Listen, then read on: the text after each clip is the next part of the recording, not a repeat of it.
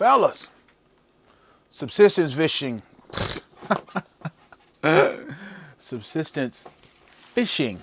Many of you know about a month ago, I quit my day job, do Black Warrior Lures full time, and one part of the economic plan is to actually go to the river and catch the meat that I need to eat, so at least I won't starve, right? Sort of explain what I mean by subsistence fishing and all that. So I just sat down, as I often do, with my little composition book, and what is food? You know, food is energy. Food is what your body needs to live.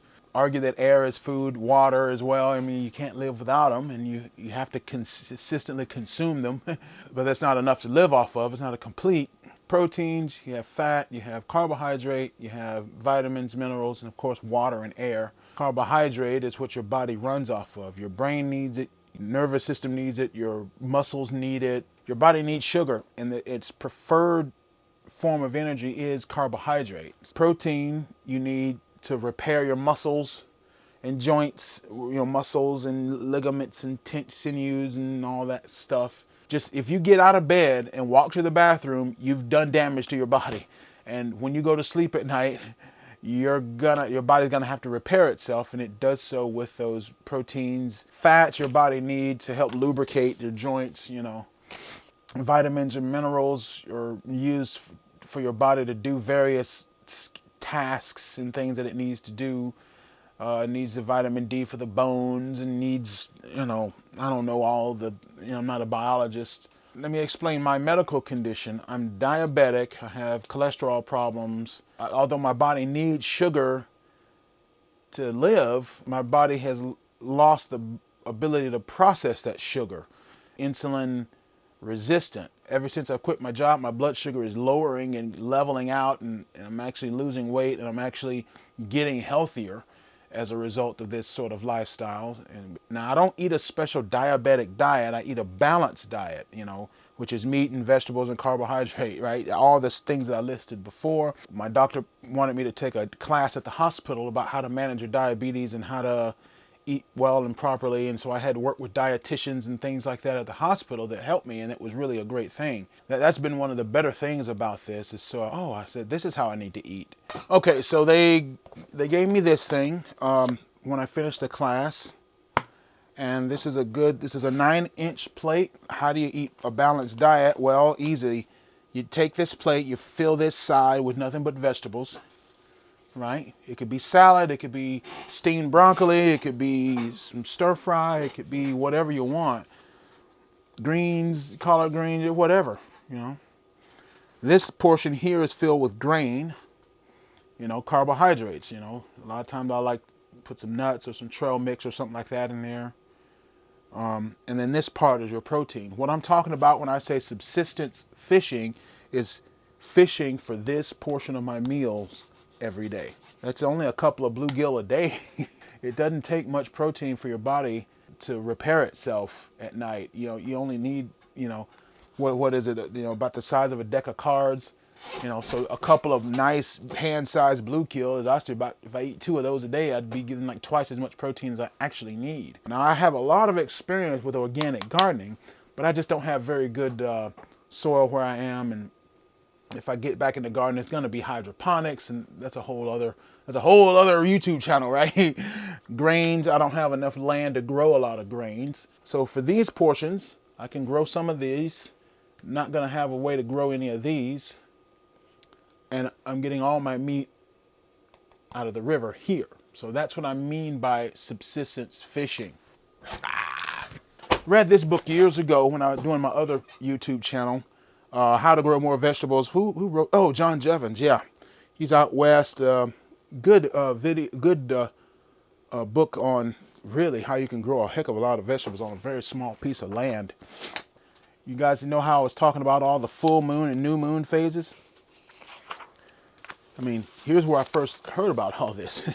Here you are moving into the new moon, and he's showing you the best times to plant, the best types of crops to plant, the best types of leafy plants during the full moon, rooting plants during the new moon, all those sorts of things. See, this stuff applies even to your garden, not just fishing or hunting. assuming that you have 40 raised beds that are like it's 4,000 square feet of growing space.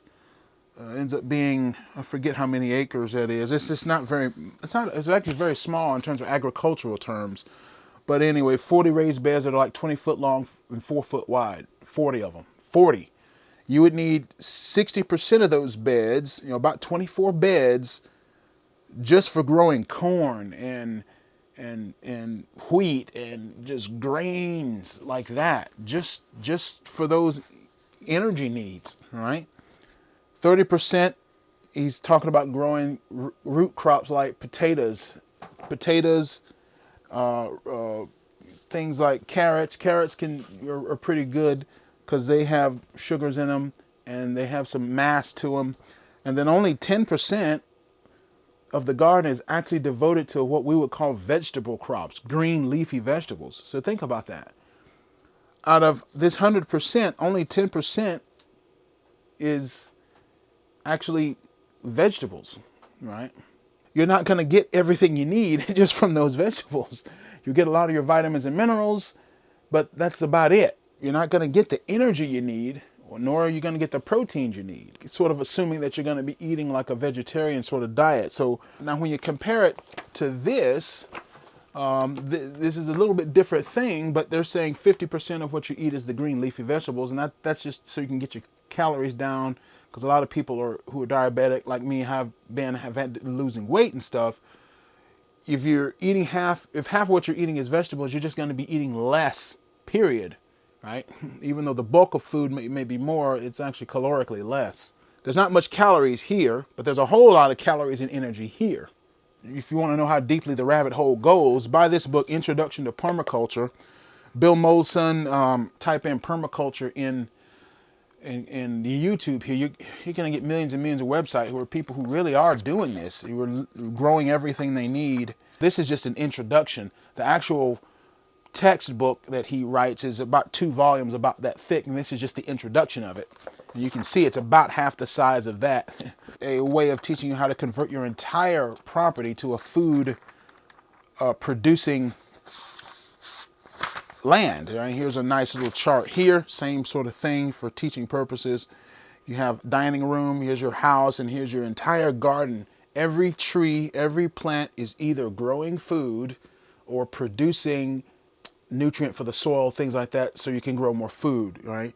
Chickens, you got chickens in here, you got worm bins and all kinds of things like this. But I'm doing what I can, which is subsistence fishing. And this book here, when you're subsistence fishing, you have to choose which fish you're gonna, where I am really gonna catch anything that bites the hook. My general preference is if I can't land the fish by hand on 8-pound line, I don't want to eat it, right? Because it's just too big. Here's one of the dangers of eating big fish. They accumulate mercury and they accumulate toxins over time. That's one of the biggest dangers of eating a lot of fish.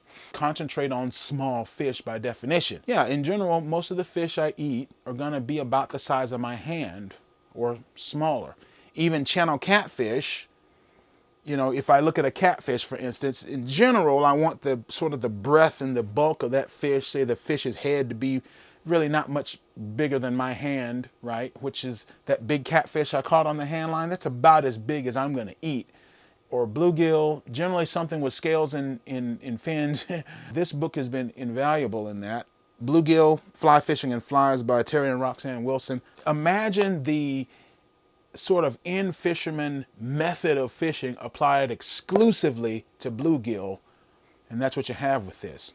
I mean, they're covering everything in this book. I mean, there's a whole, here's the gamut right here, The way I fish, the flies that I fly, is probably something like having an Adam's fly combined with a San Juan worm. Only the San Juan, I'm not using a fake worm, I'm using a real worm. Imagine any of these flies and you just tip it with a night crawler. And one of the presentations he presents, back trolling, right? You see me trolling all the time, but this is the first time I've ever seen anybody talk about fishing for bluegill by trolling. Bluegill eat the same thing trout eat. So if you can catch bluegill on a hand line, you can catch trout on a hand line. I use lures combined with live bait. My black soldier flies, it's like those black soldier flies are basically nymph. I believe in using a hybrid system. Why? Because each have something that the other one doesn't. Live bait is real food, it's meat. What does the fly have? It has flash, it has motion, it vibrates in the water.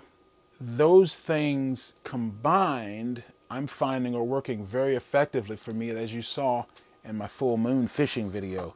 Now, let me explain the economic picture of all this.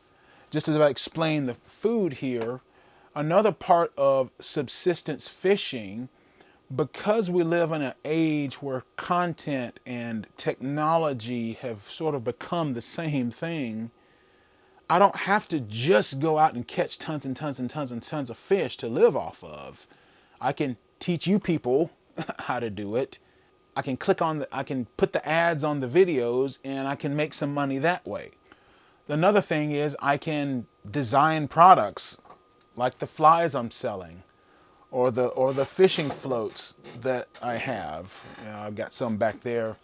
Or the Cuban yo-yo fishing reels. I can even go overseas and import various trinkets and things like my triple threat swivels and stem swivels and all that, and I can sell those, right? That's part of the economic picture. Part of agriculture is that you take the products that you're growing and you can turn them into value-added products, and you can sell and trade things that I'm doing. I can bundle them into a class and teach an online class, and people pay for the class, and you could do it that way. Writing books, writing books on the matter, and people. I mean, how many books have I talked about today? Somebody wrote those books that have helped me. Now I can write books, what I'm doing, and that'll help somebody else, and you exchange money in that process. So when it comes to sustainable, or not sustainable, but subsistence fishing, what are those value added products that I can offer?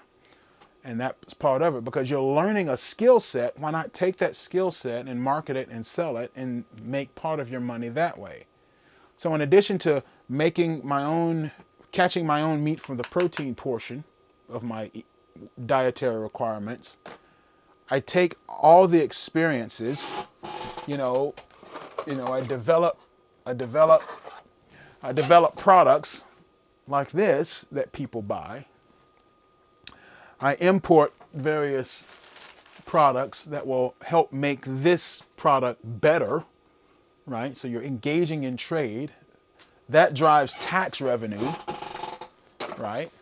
And it just makes you a more productive citizen overall. One of the biggest problems I've seen in the modern age in America is people have become consumers. They've become consumers. It's all about get, gimme, stuff my face. I want more, give me more, right? And you just don't see that productive mindset that, hey, I am going to produce something. A big part of why I'm doing this subsistence fishing is to teach people how to become productive. That's one of the bigger philosophical messages I have, so that when people see me fishing on a handline reel that I made myself, on flies that I tied myself, on bait that I grew myself to feed myself, and I can take that and package it in a way in various products, classes, and books and things like that, that they can go do it themselves. What they're gonna get is way more than the money they paid me, right? They're gonna get a whole lot more. If somebody is looking for a super sensitive float and they buy one of my floats, well, I have all kinds of videos on my website how you can make these things yourself. So you can buy them from me to save you some time. You can buy the components from me to save you some time. But ultimately, the real goal is to get you catching some of the food for yourself so you can feed yourself, right? So the business model is designed around giving at every point. It's not about getting, it's about giving, right? So every single point I'm giving, right? So you're going to be learning a whole lot more than I'm getting. I mean, that's just how it works. And I think that's how life's supposed to be. And so I don't know how long this video is going to end up going, but that's, folks, is what I mean by subsistence fishing.